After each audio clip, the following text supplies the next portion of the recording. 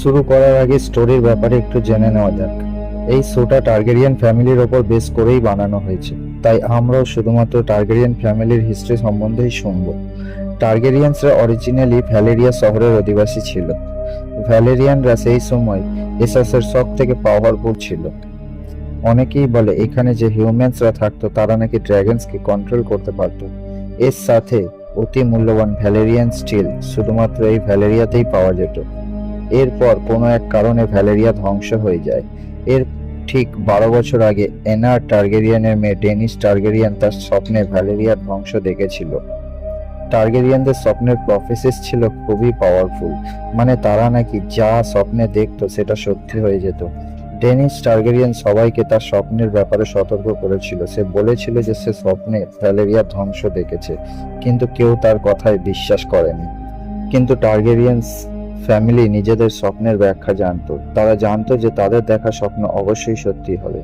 এরপর তারা সময় থাকতে তাদের লোকজন এবং কিছু ড্রাগনস নিয়ে ব্ল্যাক ওয়াটার বে আইল্যান্ডে চলে আসে। এখানেই টার্গেরিয়ানসরা তাদের প্রথম ঘর বানিয়েছিল, যেটা ড্রাগনস্টোন নামে পরিচিত। এরপর যেটার ভয় ছিল সেটাই হলো, কয়েক বছর পরে ডেনিসের দেখা স্বপ্ন সত্যি হয়ে যায় আর ভ্যালেরিয়া খুব ভয়ানকভাবে ধ্বংস হয়ে যায়। ভ্যালেরিয়ায় থাকা সমস্ত লোক এবং ড্রাগনস মারা পড়ে। এর ফলে টার্গেরিয়ান ফ্যামিলি আর তাদের ড্রাগনসই শুধুমাত্র বেঁচে গিয়েছিল। এগন দ্য ফার্স্টের জন্মের আগে পর্যন্ত টার্গেরিয়ানরা ড্রাগনস্টোনে খুবই ভালোভাবে দিন কাটাচ্ছিল। কিন্তু এরপর এগন ডিসাইড করলো যে তার ড্রাগনসের সাহায্যে সে পুরো ওয়েস্টারস দখল করবে এবং সেখানে সে শাসন করবে। যেই ভাবা সেই কাজ। আস্তে আস্তে এগন পুরো ওয়েস্টারসকে দখল করে ফেললো। এরপর এগন পুরো ওয়েস্টারসে রাজ করতে শুরু করলো। এগন তার হেরে যাওয়া শত্রুদের তলোয়ার দিয়ে নিজের জন্য আয়রন থ্রোন বানিয়েছিল। কিংস ল্যান্ডিং হলো সেই জায়গা যেখানে এগন প্রথমবারের মতো পা রেখেছিল। ওয়েস্টারস জেতার পর টার্গেরিয়ান ফ্যামিলি এখানে থেকেই তাদের বংশ আগে বাড়াতে লাগলো। এগনের দুজন সন্তান ছিল, মেগর ও এনিস। মেগর রাজা হওয়ার লোভে এনিসকে হত্যা করে, কিন্তু মেগরের রাজত্ব বেশি দিন টেকেনি। মেগরের পর জেহেরিস ওয়েস্টারসের নতুন রাজা হয়, আর জেহেরিসের রাজত্বে ওয়েস্টারসের খুব উন্নতি হয়। এর কারণে জেহেরিসের রেসপেক্টও অনেক বেড়ে যায়। এরপর রাজা জেহেরিসের অনেক বয়স হয়ে যায়, এর কারণে তাকে পরের রাজা বেছে নিতে হয়। আর এখান থেকেই হাউস অফ দ্য ড্রাগনের গল্প শুরু। House of the Dragon season 1 episode 1 heir of the dragon. ওয়েস্টারসের টাইম অনুযায়ী 101 এসিতে কিং জেহেরিসের রাজত্বে অনুষ্ঠিত হয় দ্য গ্রেট কাউন্সিল। কিং জেহেরিসের বয়স অনেক বেড়ে যাওয়ার কারণে তার পরের রাজা কে হবে এটা বেছে নেওয়ার জন্যই দ্য গ্রেট কাউন্সিল অফ হ্যারেনহ্যাল অনুষ্ঠিত করা হয়।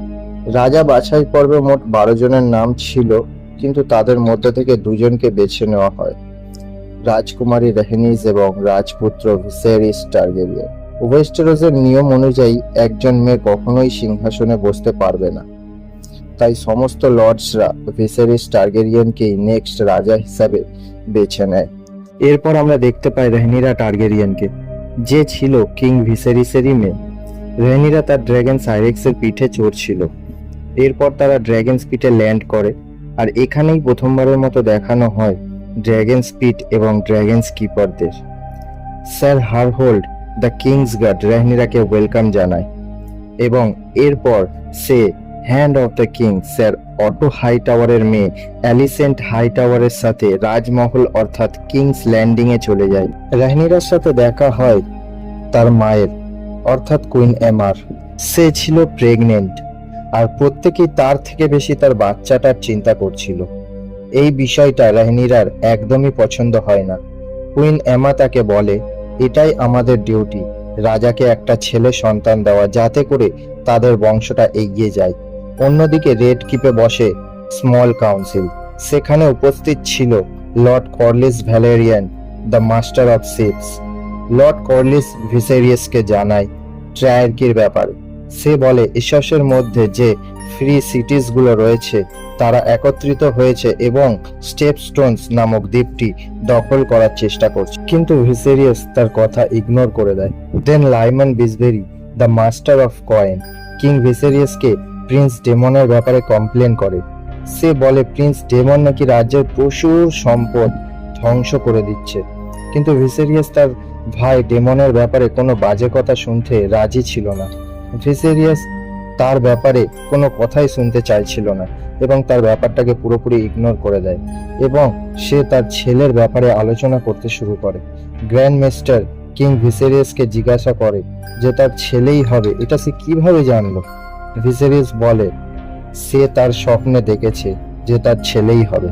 আর তোমাদের বলে রাখি, টার্গেরিয়ানদের স্বপ্নের প্রফেসিস কিন্তু খুবই স্ট্রং।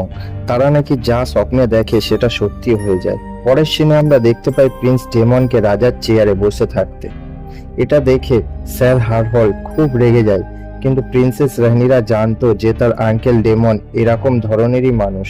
এরপর ডেমন রাহনিরাকে একটা নেকলেস গিফট করে, যেটা ছিল ভ্যালেরিয়ান স্টিলের তৈরি। ভিসেরিয়াস খুব বেশি কনফিডেন্ট ছিল যে তার ছেলে সন্তানই হবে, কিন্তু রানী এমা তাকে বলে দেয় এটাই তার লাস্ট বার, কারণ এর আগে তাদের অনেক কটা সন্তান মারা গিয়েছে। রানী এমা জানায় যে তারা সহ্য করার ক্ষমতা নেই। অন্যদিকে Daemon the commander of the city watch তার সৈন্যদের নিয়ে বেরিয়ে পড়ে এবং কিংস ল্যান্ডিং এ এক নৃশংস হত্যাকাণ্ড চালায়। সে প্রত্যেকটা খুনি, রেপিস্ট, চোর এবং যারা কোনো ভুল করেছে তাদেরকে ধরে ধরে শাস্তি দেয় এবং অনেককে তো সেখানেই হত্যা করে। পরের দিন শুরু হয় হেয়ার্স টুর্নামেন্ট। কিং ভিসেরিয়াস খুব বেশি কনফিডেন্ট ছিল যে তার ছেলেই হবে, তাই সে এই টুর্নামেন্টের আয়োজন করে। এই টুর্নামেন্টে অনেক বড় বড় রয়্যাল ফ্যামিলি থেকে বড় বড় যোদ্ধারা এসেছিল।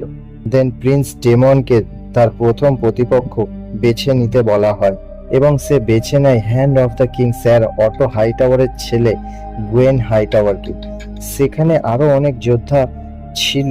ডেমন চাইলে অন্য কাউকে বেছে নিতে পারতো, কিন্তু ডেমনের সাথে স্যার অটো হাইটাওয়ারের একটা বিশেষ সম্পর্ক রয়েছে, যেটা আমরা আগে জানবো। প্রিন্স ডেমন গুয়েন হাইটাওয়ারকে হারিয়ে দেয়। ডেমনের পরের প্রতিপক্ষ ছিল স্যার ক্রিস্টেন কোল। ক্রিস্টেন কোল ছিল খুব ডেঞ্জারিয়াস একজন যোদ্ধা। ডেমনের সাথে লড়াইয়ে সে ডেমনকে হারিয়ে দেয়, কিন্তু ডেমন তার হেরে যাওয়াটা সহ্য করতে না পেরে ক্রিস্টেনের ওপর তলোয়ার দিয়ে আক্রমণ করে দেয়, কিন্তু এবারেও ডেমন পরাজিত হয়। অন্যদিকে রানী এমা ক্রিটিক্যাল সিচুয়েশন ফেস করছিল। গ্র্যান্ড মাস্টার ভিসেরিয়াসকে জানায় দুজনের মধ্যে একজনকেই বাঁচানো সম্ভব, তাই এখন তোমাকেই ডিসিশন নিতে হবে যে তুমি রানী এমাকে বাঁচাতে চাও নাকি তোমার সন্তানকে।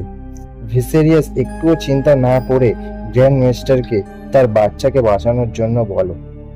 এরপর যে সিনটা দেখানো হয় সেটা বলে বোঝানো যাবে, খুবই খারাপ একটা দৃশ্য।